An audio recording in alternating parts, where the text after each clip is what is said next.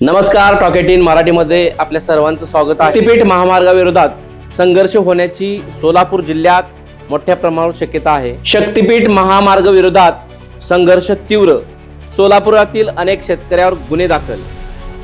नक्की प्रकरण काय आहे? प्रस्तावित शक्तीपीठ महामार्गाविरोधात सोलापूर जिल्ह्यात शेतकऱ्यांचा संघर्ष अधिक तीव्र होताना दिसत आहे। आज महामार्ग मोजणीसाठी आलेल्या अधिकाऱ्यांना शेतकऱ्यांनी तीव्र विरोध केल्यानंतर अनेक शेतकऱ्यांना पोलिसांनी ताब्यात घेऊन दिवसभर पोलीस स्टेशनमध्ये डांबून ठेवल्याचा आरोप आंदोलकांनी केलेला आहे। दरम्यान या आंदोलनाच्या पार्श्वभूमीवर सोलापूर जिल्ह्यातील अनेक शेतकऱ्यांवर गुन्हे दाखल करण्यात आल्याची माहिती समोर येत आहे। त्यामुळे शेतकरी वर्गात संतापाची लाट निर्माण झालेली आहे। आंदोलन दडपण्यासाठी प्रशासन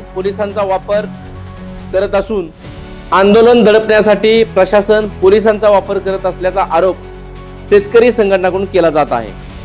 शेतकऱ्यांचे म्हणणे असे आहे की त्यांच्या जमिनी आणि उपजीविकेचा प्रश्न असताना त्यांच्या आवाजाला न्याय मिळण्याऐवजी गुन्हे दाखल करून दबाव टाकण्याचा प्रयत्न केला जात आहे। दुसरीकडे राज्यात पाणी टंचाईचे संकट असताना अंमली पदार्थ, अवैध दारू, मटका, जुगार आणि बेटिंग सारखे अवैध व्यवसाय वाढत असल्याची टीका विविध स्तरातून केली जात आहे। या अवैध धंद्यावर कठोर कारवाई करण्याऐवजी शेतकऱ्यावरच आरोप करून आंदोलन करण्यात कारवाई करण्याऐवजी शेतकऱ्यावरच कारवाई होत असल्याचा आरोप आंदोलकांकडून केला जात आहे।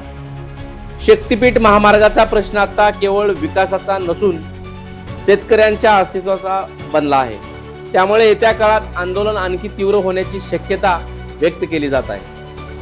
या विषयावर प्रत्येक घडामोडीसाठी पाहत रहा टॉक 18 मराठी। धन्यवाद।